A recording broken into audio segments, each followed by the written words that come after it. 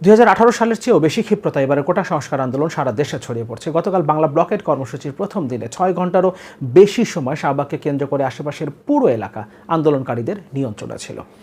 শাহবাগকে কেন্দ্র করে শুধুমাত্র ঢাকায় না, সারা দেশে আন্দোলনটা ছড়িয়ে পড়েছে। গতকাল ঢাকা টাঙ্গাইল, ঢাকা রংপুর, ঢাকা আরিচা, ঢাকা চট্টগ্রাম মহাসড়ক প্রায় 4 থেকে 5 ঘন্টা অবরুদ্ধ ছিল।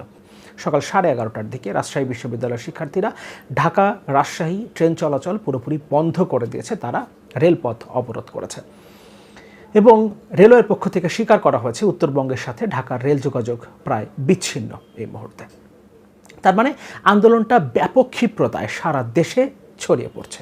কিন্তু অনেকেই বলার চেষ্টা করছেন সরকার পরিকল্পিতভাবে এই আন্দোলন মাঠে নামিয়েছে, সরকার অন্য কোনো ইস্যুকে ধামাচাপা দেবার জন্য এবং অন্য কোনো ইস্যুতে বৃহত্তর কোনো আন্দোলন যাতে গড়ে না ওঠে এই কারণে কোটা সংস্কার আন্দোলনকে মাঠে নামিয়েছে। এমনকি কেউ কেউ বলার চেষ্টা করছেন এখন কোটা সংস্কার আন্দোলনে যারা নেতৃত্ব দিচ্ছে তারা সরকারের সাথে বিভিন্নভাবে যোগাযোগ রেখে এই কাজটা করছে। কেউ কেউ বলার চেষ্টা করছেন পুলিশ তো বাধা দিচ্ছে না, কেউ বলছেন ছাত্রলীগও তো 2018-র মতো করে আর অতটা অ্যাগ্রেসিভ হচ্ছে না এই আন্দোলন দমন করার ক্ষেত্রে। কিন্তু আমাদের একটা বিষয় মাথায় রাখতে হবে, 2018 সালের বাংলাদেশ আর 2024 সালের বাংলাদেশ এক না।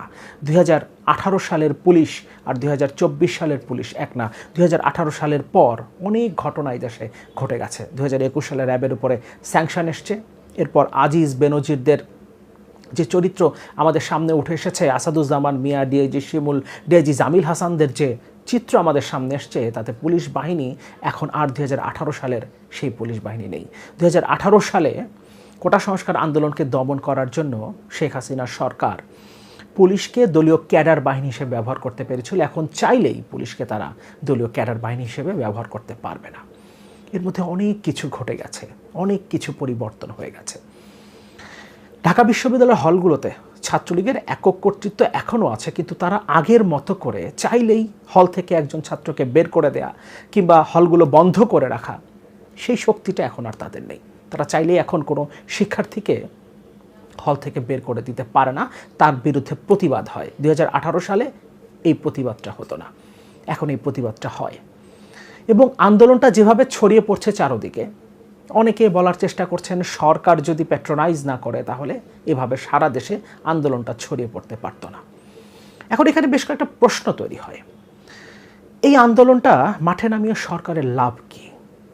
সরকার কি চিন্তা করে, কি ধামাচাপা দেওয়ার জন্য, কোন আন্দোলনটা গড়ে উঠত যেটাকে ধামাচাপা দিয়ে কোটা সংস্কার আন্দোলনকে মাঠে নামিয়েছে সরকার? এই প্রশ্নগুলোর উত্তর তো আমাদের খুঁজে বের করতে হবে, যেহেতু আমরা অনেকে বলার চেষ্টা করছি যে সরকারি পরিকল্পনা মাফিক এই আন্দোলনটাকে মাঠে নামিয়েছে। প্রধানমন্ত্রী বলেছেন কোটা সংস্কার আন্দোলন, দুঃখিত, উনি বলেছেন কোটা বাতিলের আন্দোলন অযৌক্তিক, যদিও শিক্ষার্থীরা 2018 সালেও কিন্তু কোটা বাতিলের আন্দোলন করেন নাই, তখন তারা কোটা সংস্কার চেয়েছিল। এবারও শিক্ষার্থীরা কোটা বাতিলের আন্দোলন করছে না, কোটা সংস্কারের আন্দোলন করছে। প্রধানমন্ত্রী হঠাৎ করে 2018 সালে সংসদে দাঁড়িয়ে বলে ফেলেন কোটা পুরোপুরি বাতিল করে দেওয়া হবে, এরপর প্রথম এবং দ্বিতীয় শ্রেণীর চাকরিতে কোটা বাতিল করে, পুরোপুরি বাতিল করে পরিপত্র জারি করা হলো। শিক্ষার্থীরা কিন্তু কোটা সংস্কার চেয়েছিল, এখনও তারা সংস্কারই চাইছে। প্রধান বিচারপতি বলেছেন আন্দোলন করে তো আদালতের রায় পরিবর্তন করা যাবে না। যাই হোক, প্রধানমন্ত্রীর বক্তব্য কিংবা প্রধান বিচারপতির বক্তব্য খণ্ডন করার জন্য আজকে কথা বলছি না। প্রধানমন্ত্রী ছাত্রদের হাইকোর্ট দেখাচ্ছেন, সুপ্রিম কোর্ট দেখাচ্ছেন, দেখাতেই পারেন, কিন্তু আজকের মূল আলোচনার বিষয় হচ্ছে এই আন্দোলনটা কি সরকারি মাঠে নামিয়েছে কিনা। হ্যাঁ, এই রায়টা যখন দেয়া হচ্ছে, অর্থাৎ কোটা পুনর্বহালের রায় যখন হাইকোর্ট দিল, তখন এটা সরকার অবহিত ছিল না, এটা আমরা কেউই মনে করি না। কারণ এখন আদালত আলাদা করে স্বাধীন কোনো সিদ্ধান্ত নেবে সেই অবস্থায় নাই, সবই এখন সকল সাংবিধানিক প্রতিষ্ঠানই এখন সরকারের এক একটা এক্সটেনশন। সুতরাং সরকারের ব্যাপারে অবহিত ছিল এবং এরপরে একটা আন্দোলন যে মাঠে নামবে সে ব্যাপারেও তাদের ধারণা ছিল, কিন্তু আন্দোলনটা এই পর্যায়ে যাবে, এই পর্যায়ে যেতে পারে সেই ধারণা কি তাদের ছিল? থাকবার কথা। কারণ আমাদের নিশ্চয়ই মনে আছে প্রথমবার নিরাপদ সড়ক আন্দোলনের পরে আরও বেশ কয়েকবার কিন্তু নিরাপদ সড়কের দাবিতে ছাত্ররা রাস্তায় নেমেছে, কিন্তু সেই আন্দোলনগুলো প্রথম আন্দোলনের মতো সেভাবে জোরালো কোনো অবস্থান নিতে পারেনি। ফলে সরকারের এই ধরনের একটা ধারণা থাকতেই পারে এখন যদি আবার কোটা পুনর্বহাল করা হয় তাহলে শিক্ষার্থীরা হয়তো রাস্তায় নামবে, কিন্তু সেই আন্দোলন 2018 সালের মতো ব্যাপক ক্ষিপ্রতায় আজকে যে অবস্থাটা হয়েছে, 2018 সালকেও যেভাবে ছাড়িয়ে যাচ্ছে, আন্দোলন এই পর্যায়ে আসবে সেটা সরকার কখনো চিন্তা করেনি। আমার ধারণার কথা বলছি। অনেকে বলার চেষ্টা করছেন প্রধানমন্ত্রী ভারতে গিয়েছিলেন, সেখানে 10টা সমঝোতা স্মারক স্বাক্ষর করেছেন, 7টা নতুন 3টা পুরনো, এগুলোকে ধামাচাপা দেবার জন্য এবং এটাকে কেন্দ্র করে যাতে কোনো আন্দোলন করে না ওঠে। প্রধানমন্ত্রী ভারত সফর করেছেন বেশ কয়েকদিন আগে। এরপরে কি আদৌ বড় কোনো ধরনের আন্দোলন গড়ে উঠছিল? কোনো বিরোধী রাজনৈতিক দল, সবচেয়ে বড় রাজপথের বিরোধী দল বিএনপি কিংবা অন্য কোনো রাজনৈতিক দল কি সেভাবে একটা আন্দোলন গড়ে তোলার চেষ্টা করেছিল প্রধানমন্ত্রীর ভারত সফরকে নিয়ে? হ্যাঁ, সকলেই তার তার জায়গা থেকে প্রতিবাদ জানিয়েছে, প্রতিবাদ সবাই জানিয়েছে, কিন্তু একটা আন্দোলন গড়ে তোলার কোনো সম্ভাবনা কি ছিল যেটা ধামাচাপা দেবার জন্য প্রধানমন্ত্রী কিংবা সরকার পরিকল্পনা মাফিক এই আন্দোলনটাকে মাঠে নামিয়েছে? কিংবা অনেকে বলার চেষ্টা করছেন অন্য বিষয়গুলোকে ধামাচাপা দেবার জন্য শিক্ষার্থীদেরকে দিয়ে আন্দোলনে নামানো হয়েছে। অন্য বিষয়গুলোকে কি ধামাচাপা দেওয়া সম্ভব? যে বিষয়গুলো আমাদের সামনে আসবে সেগুলো এই আন্দোলনটা চলমান থাকলেও আসবে, এই আন্দোলনটা যদি চলমান না থাকে তারপরেও আসবে। আর যেগুলো আমাদের সামনে আসবে না, যেগুলো সরকার আড়াল করার চেষ্টা করবে এবং আড়াল করতে সক্ষম হবে, সেগুলো এমনিতেও আসবে না। সেটা এই আন্দোলন যদি চলে তাও আসবে না, আন্দোলন যদি বন্ধ থাকে, কোটা সংস্কার আন্দোলনটা যদি নাও থাকতো, তারপরেও সেটা আমরা জানতে পারতাম না। এখন প্রশ্ন হচ্ছে, কোটা সংস্কার আন্দোলন না হলে, যদি এই আন্দোলনটা না থাকতো, তাহলে ভারতের সাথে চুক্তি কিংবা তিনি যে এখন চীনে যাচ্ছেন এবং সেখানেও 20টা সমঝোতা স্মারক স্বাক্ষর হতে পারে, এই বিষয়গুলো নিয়ে সরকারের বিরুদ্ধে যে আন্দোলনটা গড়ে তোলার কথা অনেকে বলছেন, যেটা হতে পারতো কিন্তু এখন কোটা সংস্কার আন্দোলনের জন্য হচ্ছে না, সেই আন্দোলনগুলোতে এখন যে শিক্ষার্থীরা অংশগ্রহণ করছেন কোটা সংস্কার আন্দোলনে, তারা কি আসতেন? তারা কি আসতেন সেই আন্দোলনে? তাহলে এখন কোটা সংস্কার আন্দোলন যারা করছে তারা যদি ওই আন্দোলনে না আসতেন, তাহলে ওই আন্দোলনগুলোকে গড়ে তুলতে বাধা কোথায়? কোটা সংস্কার আন্দোলন যেটা হচ্ছে সারা দেশে যেভাবে ক্ষিপ্রতায় ছড়িয়ে পড়ছে, এটা থাকুক। এর পাশাপাশি অন্য যে ইস্যুগুলো আছে, যেগুলো সরকার ধামাচাপা দিচ্ছে বলে আপনারা মনে করছেন, সেই বিষয়গুলোতে আপনারা আন্দোলন গড়ে তুলুন। কেউ তো এখানে বাধা দেয়নি। এবং এখানে ছাত্রদের আন্দোলন হচ্ছে বলতে এই আন্দোলন হবে না, এমনটা তো না।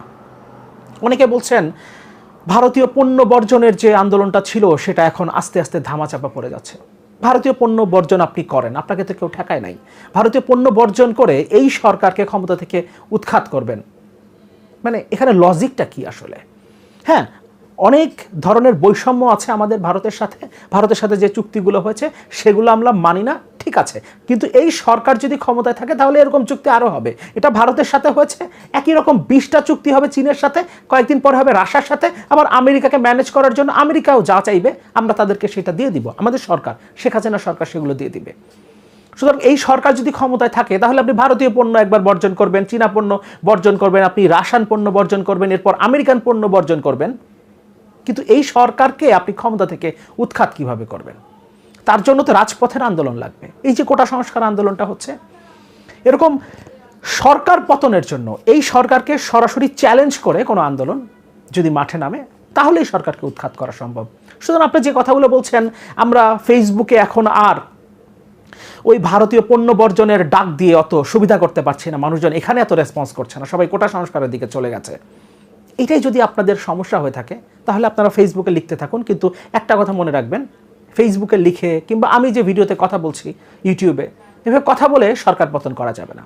হ্যাঁ, একটা কথা বলে রাখি, আমি এখন কথা বলছি, এরপরে যখন আবার রাজপথে ডাক আসবে আমি সেখানে চলে যাব, কিন্তু আপনারা যদি আমার সাথে সেখানে আসেন তাহলে এই আন্দোলনগুলো এবং সরকারকে, এই হাসিনা সরকারের হাত থেকে দেশকে মুক্ত করা সম্ভব হবে। আমরা শুধুমাত্র এই সামাজিক যোগাযোগ মাধ্যমে অনেক কথা বললাম, এখানে জিহাদ ঘোষণা করে দিলাম সরকারের বিরুদ্ধে এবং ভারতীয় পণ্য বর্জনের কথা বললাম, লিখলাম, তাতে কি সরকারের পতন হবে? হবে না।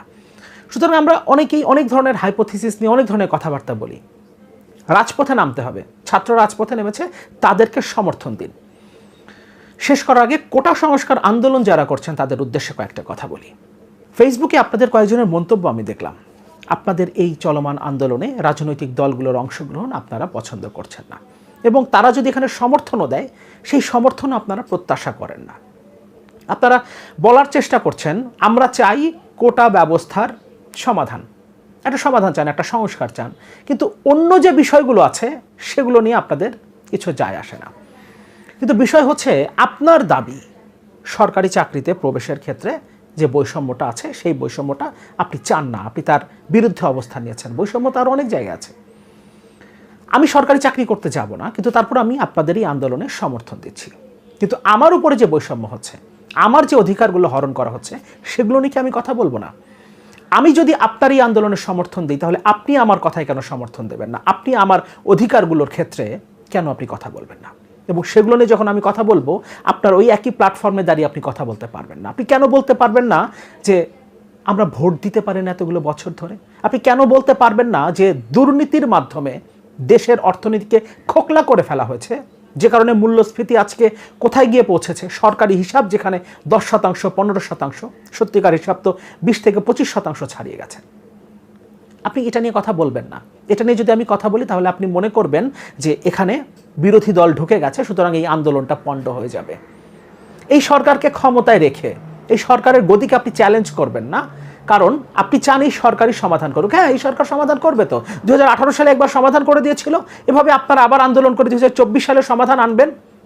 তারপর আবার 26 সালে এই সরকার যদি ক্ষমতায় থাকে, তখন আপনারা কয়েকজন হয়তোবা এর মধ্যে যে কয়েকটা সার্কুলার হবে সেগুলোতে হয়তোবা কোটা থাকবে না, এবং আপনারা হয়তো কয়েকজন চাকরি পেয়ে যাবেন। তারপর তো আবার এই কোটা চলে আসবে, কিংবা অন্য যে কোনো ফরম্যাটে তারা তাদের লোকজনই তো নেবে। প্রশ্নপত্র ফাঁসের কথা তো আমরা ইতিমধ্যে জেনে গেছি। এতগুলো বছর ধরে প্রশ্নপত্র ফাঁস হচ্ছে, বিসিএস এর প্রশ্ন পর্যন্ত ফাঁস হয়েছে। সুতরাং প্রশ্ন ফাঁস করেও তো সে তাদের লোকজনকে চাকরির সুযোগ করে দেবে, কোটার দরকার তো নাই। সুতরাং এই জিনিসগুলোকে মাথায় রাখতে হবে। শুধুমাত্র নিজেদের স্বার্থে আমার কোটা দরকার নাই, আমি চাই না কোটা থাকুক, এটার কারণে আমি আন্দোলনে নেমেছি। কিন্তু আমার বাবা বাজারে গিয়ে যে বাজার করতে পারছে না, দ্রব্যমূল্যের ঊর্ধ্বগতি নিয়ে আমি কোনো কথা বলবো না, কারণ তাহলে সরকার বেজার হবে। আমি বলবো না যে তোমরা দুর্নীতি করে দেশের অর্থনীতিকে ধ্বংস করেছো।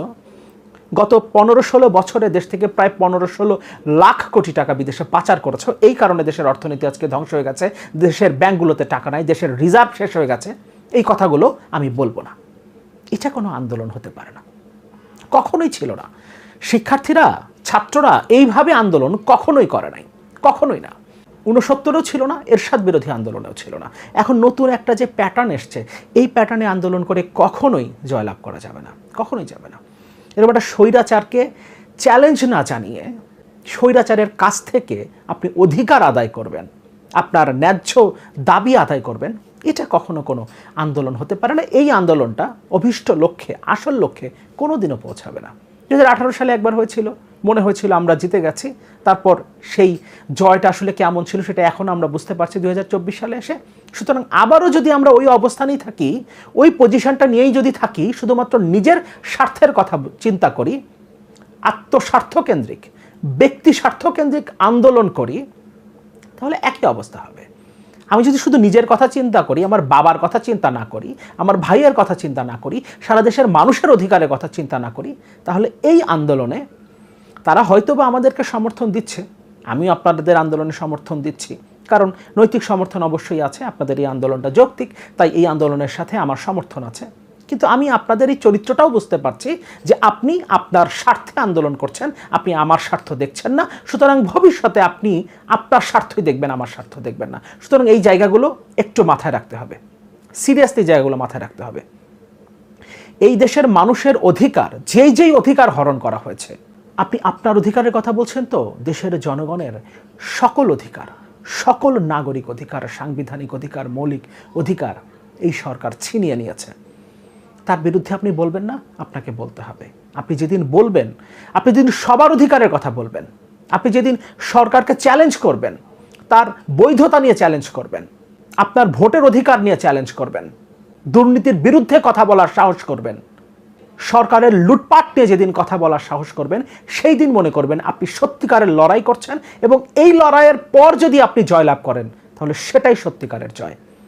শেষ কথা, অনেকে অনেকভাবে এই আন্দোলনটাকে মূল্যায়ন করছেন। কেউ বলছেন সরকার পরিকল্পিতভাবে এই আন্দোলনটাকে মাঠে নামিয়েছে, কেউ বলছেন সরকার অনেক কিছু ধামাচাপা দিতে চাইছে, কেউ বলছেন অন্য কোনো আন্দোলন যাতে গড়ে না ওঠে, সরকারকে চ্যালেঞ্জ করে, সরকারের ক্ষমতাকে চ্যালেঞ্জ করে যাতে অন্য কোনো আন্দোলন গড়ে না ওঠে, এই কারণে এই আন্দোলনটাকে মাঠে নামানো হয়েছে।